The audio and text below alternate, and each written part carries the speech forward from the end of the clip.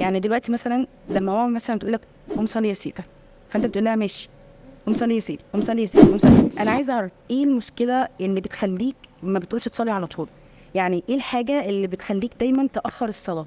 ليه ماما دايما مضطره ان هي تقعد تقول سيف صليت هقوم اهو كمان شويه؟ ده ايه بقى؟ ايه السر؟ عشان احنا بصراحه السر العظيم ده عايزين كلنا نعرفه. الشيطان بيقعد يوسوس لي ويخليني ايوه يعني افكر في حاجات تانية. يعني زي بيوسوس لك بايه مثلا؟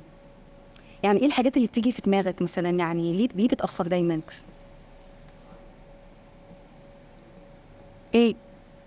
حد عنده اجابه؟ ما شاء الله الاولاد انا مش هتكسبوا فلوس على فكره يعني. طيب ماشي يلا قولي يا ابراهيم، يعني مثلا ايه الافكار اللي بتخطر في بالك؟ يعني مثلا علي صوتك بس. يعني مثلا الشيطان بيجي يقول لي مثلا روح اعمل كذا، اجل ده كمان شويه. او ساعات الشيطان برضه بيخليني انت مكسل كمان شويه كده اعملها كده. انت بقى من ليه بتسمع كلام الشيطان على طول كده؟ انا بقولها وبعدها ومش وانا طيب انا مش الشيطان. لا بس بجد انا بتكلم بجد، احنا فعلا بنعاني. ليه بنعمل كل شيء نقول ام صلي صليت ام صلي صليت ليه؟ ما بعرفش يعني. بيبقى اول لما بسمع كده الشيطان بيجي يفكرني انت وراك كذا وكذا وكذا اعمله وتعالى صلي تاني. وايه كمان؟ يعني مثلا انت تعالى اقعد ريح شويه واروح قاعد يقول لي كده. طب ما يا وانت شايف ايه الحل؟ يعني ايه الحل اللي المفروض ان احنا نعمله مثلا لما الشيطان؟ ما هو احنا لو سيبنا نفسنا للشيطان احنا مش هنعمل حاجه خالص في حياتنا كده. والشيطان مش هيسيبك لان هو اقسم لله ان هو هيفضل مترصد لبني ادم، يفضل واقف له في كل عمل خير هو يعمله. فانت شايف ايه الحل؟ بس انا استعيذ بربنا استعيذ من الشيطان. نستعيذ بالله من الشيطان. و... وكمان مثلا يعني افكر يعني افضل حاطط في دماغي ان انا اول لما اسمع اذان اقوم اصلي. طيب وانتي يا صوفيا ايه رايك؟ انا بالنسبه لي لما الشيطان بيروح يوسوس عليا وانا بكون طلعت المشكله في الشيطان. تمام ماشي.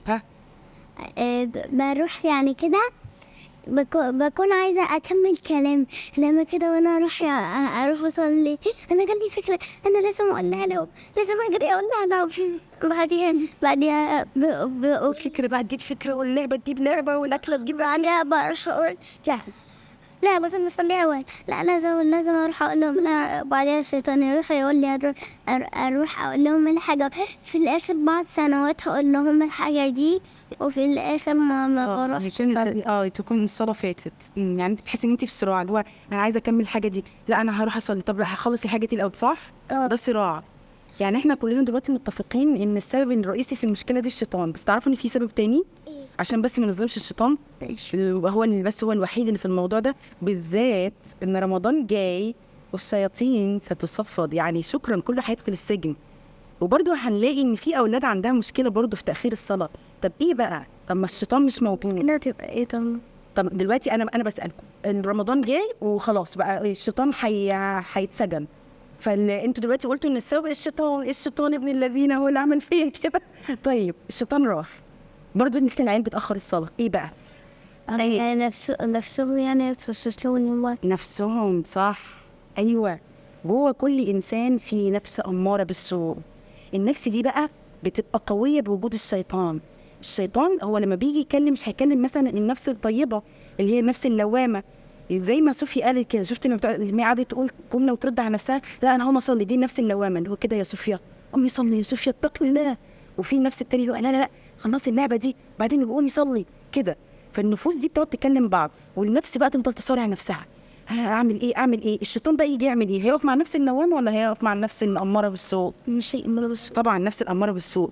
فالنفس الاماره بالسوء بتستقوى بوجود الشيطان.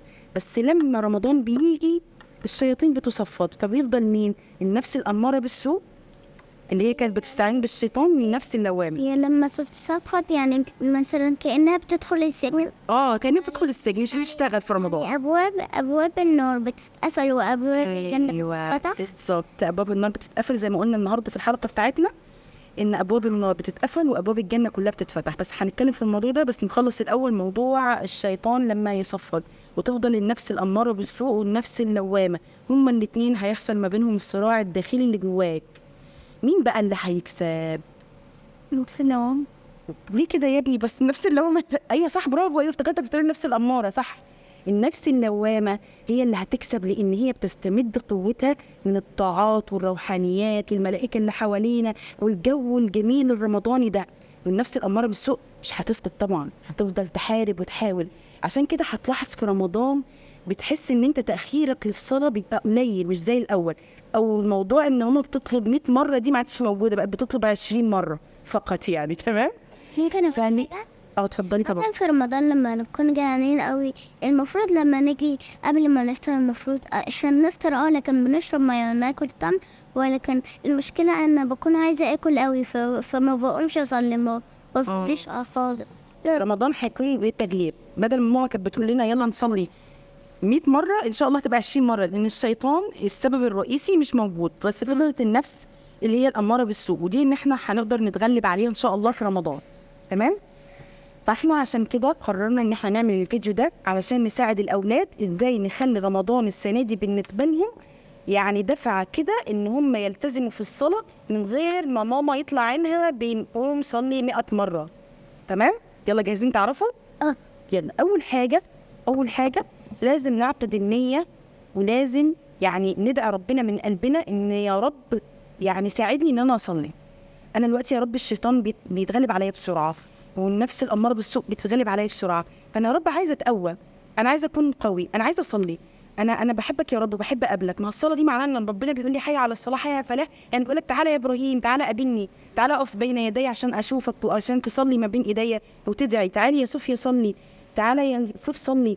كل دي دعوة من الله سبحانه وتعالى للبشر ان احنا نقف بين ايديه، وما اجل هذا الموقف ان انت تقف قدام ايدين ربنا. يعني تخيل نفسك كده، اقول لك تخيل كده مثلا ان ربنا يعني ان انت اصلا قاعد في الفصل، وبعدين جه السكرتير وخبط وقال ابراهيم المدير عايزك. ابراهيم هيعمل ايه؟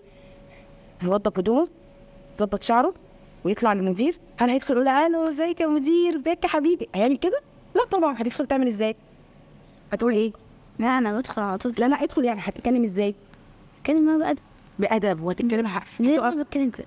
زي ما انت بتتكلم كده، هيبقى صوتك هادي.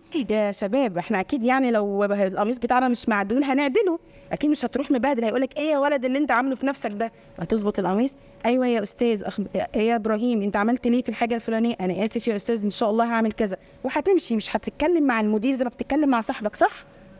مش كده؟ خلاص. ولله المثل الاعلى يا شباب. زي ما انت بتحضر نفسك للقاء المدير لما ندهلك، برضو احنا بنحضر نفسنا للقاء الله سبحانه وتعالى. والتحضير بيكون عن طريق ايه؟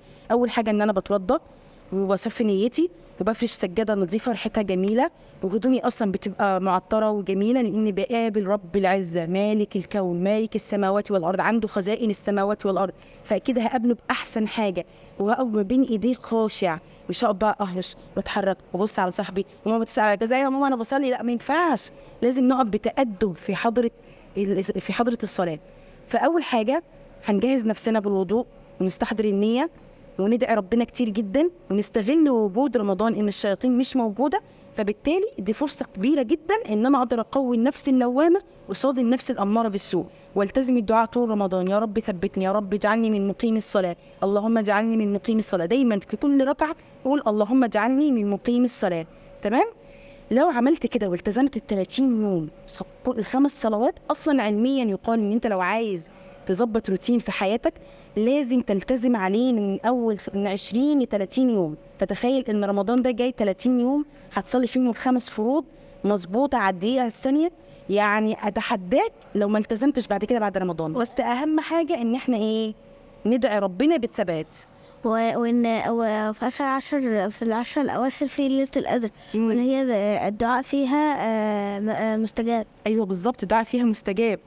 قول يا ابراهيم. كمان مثلا ممكن في رمضان مثلا انت بتصلي الجماعة في المسجد، خلصت التحيات في التراويح وهم لسه بيعملوها، ممكن مثلا تقعد تدعي لأهل غزة. وممكن في ليلة القدر مثلا تدعي لغزة ان هي تتحرر، ومثلا تدعي الدعاء اللي انت عايزه عشان تتحرر. بالظبط، يدعي ان كل الناس يبقوا كويسين خاصة اهل غزة. بالظبط. خلاص يا شباب، اتفقنا يا شباب؟ خلاص احنا قدها. يلا قد التحدي. عاش. احنا كده خلصنا الفيديو ده، واتمنى ان احنا نكون افدناكم انا والشباب الصغننين الحلوين اللي احنا نسينا نعرف بيهم، ابراهيم، صوفيا وسيف الاسلام. والقاكم على خير ان شاء الله في موضوع شائك اخر باذن الله في فيديو اخر. يلا الى اللقاء يا شباب، الى اللقاء.